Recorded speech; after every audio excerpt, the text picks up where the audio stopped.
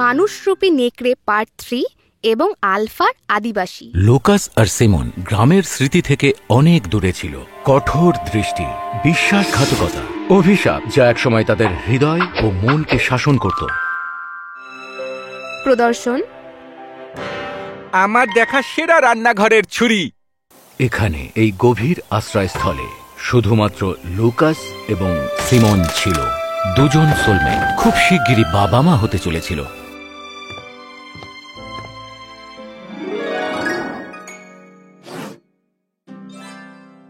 সুবিধাজনক। আমার মুহূর্তগুলো আছে।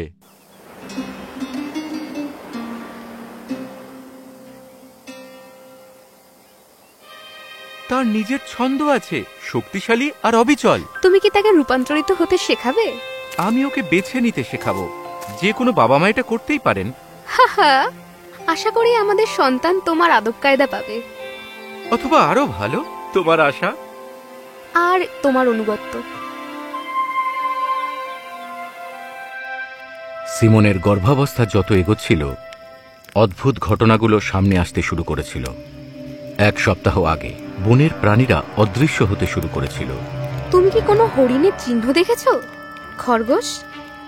তুমি কি আবার দরজায় রসুন ঝুলিয়ে রাখতে ভুলে গেছো? আমি থাকলে দস্যুদের সাথে মোকাবিলা করতাম, বনের প্রাণীদের সাথে নয়। এটা অবশ্যই একটা কৌশল। মনে হয় এটা কোনো জাদু, সিমন। যদি তুমি সতর্ক না করে চাঁদের দিকে চিৎকার শুরু করো, তাহলে আমি অন্তত প্রথমে একটা নাচের দাবি জানাই। ডিল। যদিও আজ রাতে অন্ধকারের মধ্যে কি ঘটছে আমি তা খুঁজে বের করতে চাই না।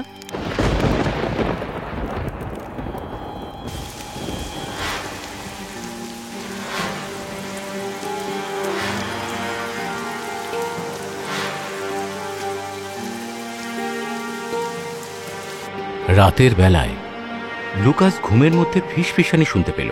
স্মৃতি থেকে নয়, বরং অনেক দূরের ব্যাখ্যাতীত কিছু থেকে। একটা কণ্ঠস্বর, অন্ধকার, সতর্ক আর ক্ষুধার্ত। তুমি খুব অবাক দেখাচ্ছ, লুকাস। তুমি যদি আমাকে গরম স্যুপ খাওয়াও, তাহলে আমি আরো অবাক হব।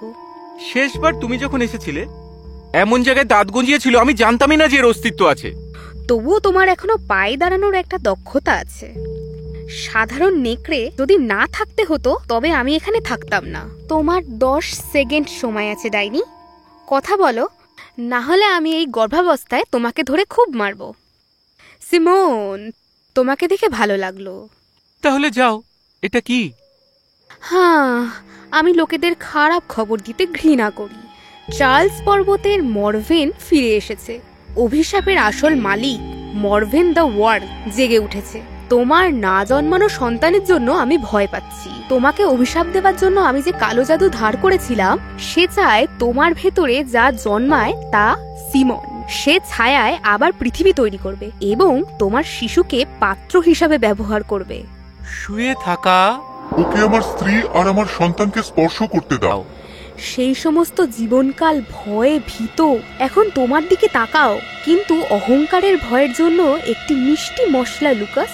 আমাদের গ্রামকে সতর্ক করতে হবে। একটা উদ্বেগজনক শোনাচ্ছে। নিহারেকা লুকাসকে সতর্ক করতে এসেছিল, কিন্তু সে ভালোভাবেই জানত যে সে সর্বদা তার প্রিয়জনের জন্য দাঁড়াবে আর লড়াই করবে। জেফ্রো, মার্কাসের একমাত্র নাতি, আত্মধার্মিক ক্রোধে ভরা, ভীত গ্রামবাসীদের একত্রিত করেছিল। তোমরা মেঘ দেখেছ, ধ্বংসপ্রাপ্ত ফসল, নিখোঁজ গবাদি পশু, লুকাসের নেকড়ের গন্ধ। ওর অভিশাপে এই অন্ধকার নিয়ে এসেছে। এই আবার কি নতুন কথা বলছি? তো কিছুই বুঝতে পারছি। আচ্ছা, ভালো করে শুনতে হবে এর কথাটা। আমরা যুগ যুগ ধরে ওর অত্যাচার সহ্য করেছি। দেখি এটা আবার কি নিয়ে এসেছে। কিন্তু লুকাস বছরের পর বছর শান্তিতে আছে। গবাদি পশুর জন্য শান্তি। ও শুধু আমাদের পিঠ ফিরিয়ে দেওয়ার জন্য অপেক্ষা করে। মজার। তুমি বিচার করতে দ্রুত, জেফ্রো। তোমার দাদুর ভয়ের সাথে বন্ধুত্বের কারণে যখন মানুষ ভয় পায়, তারা নিরীহদের জন্য দানব খুঁজে পায়। আচ্ছা আচ্ছা আচ্ছা, শয়তানের কথা বলো। তুমি কি বহন করছো, সিমন? অলৌকিক ঘটনা নাকি কোনো অভিশাপ? একটা বাচ্চা যে কেউই থাকবে না, এবং তোমার সমস্ত ঘৃণার প্রজন্মের চেয়েও ভালো হবে। এখান থেকে চলো সিমন, আমরা এখানে থাকবো না। আমরা তোমাকে সতর্ক করতে এখানে এসেছি। কিছু একটা আসছে। আমার মনে হয় তুমি এখন একা। ঠিক বলেছ লুকাস। তুমি এখানে থেকো না, জঙ্গল এরকমই হয়। আমি যা চেয়েছি তা নিয়ে মিথ্যা বলার চেয়ে আমি যা তার জন্য ঘৃণা পেতে চাই।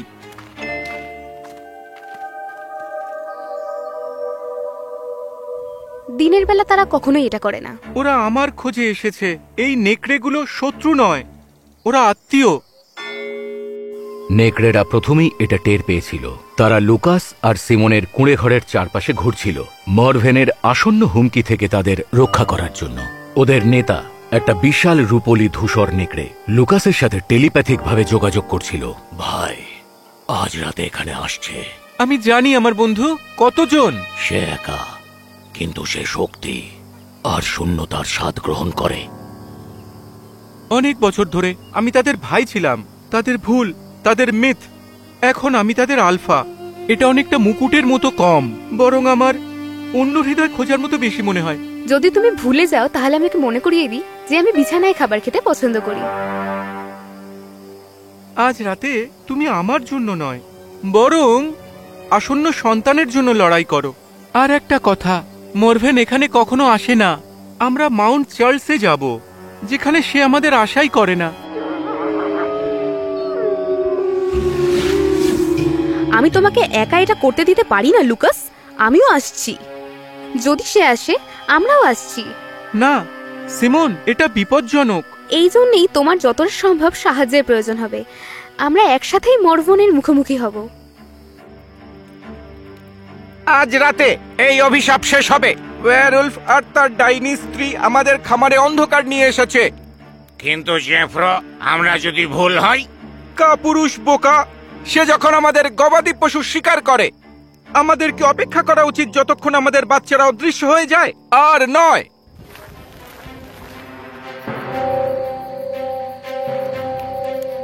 মরভেন, নিজেকে দেখাও। তুমি আমার সন্তানকে চাও? আমি এখানে। তাপমাত্রা হঠাৎ কমে গেল। বাতাসে গাছগুলো প্রচণ্ড দুলতে লাগল। কাছে একটি হ্রদে প্রবলভাবে তুষারপাত ছড়িয়ে পড়ল। বোকা মেয়ে নেকড়ে, তুমি তোমার যোগ্যতার বাইরের শক্তির সাথে কখনো দর কষাকষি করতে পারো না। আমি পারি না। তুমি কেবল কালো জাদুর আড়ালে লুকিয়ে থাকা আরেকজন বুলি। আমি আরো খারাপ দেখেছি। তোমার সাহস দেখে আমি মুগ্ধ হয়েছি। তোমার সন্তান নিখুঁত পাত্র তৈরি করবে। লুকাসের মতো চিরতরুণ নয়, এই পৃথিবীর মতো নমনীয়, আমার মতো চিরন্তন, আর তোমার মতো সাহসী। সে ইতিমধ্যেই নিখুঁত এবং সে ইতিমধ্যেই সুরক্ষিত। সুরক্ষিত?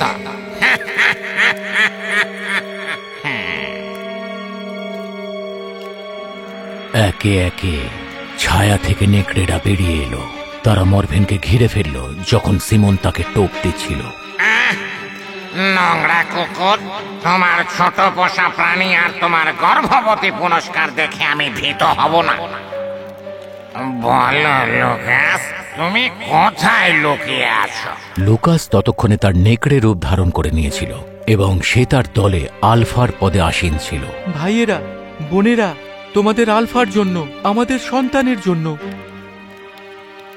বেরিয়ে এসো লুকাস। তুমি কি শিকল দিয়ে বাঁধা? আমার মুখোমুখি হতে ভয় পাচ্ছ? সে তোমার ভাবনার চেয়েও কাছে। ওখানে চার্লস পর্বতে ডাইনি তার রাক্ষস সন্তানকে ডেকে আনছে।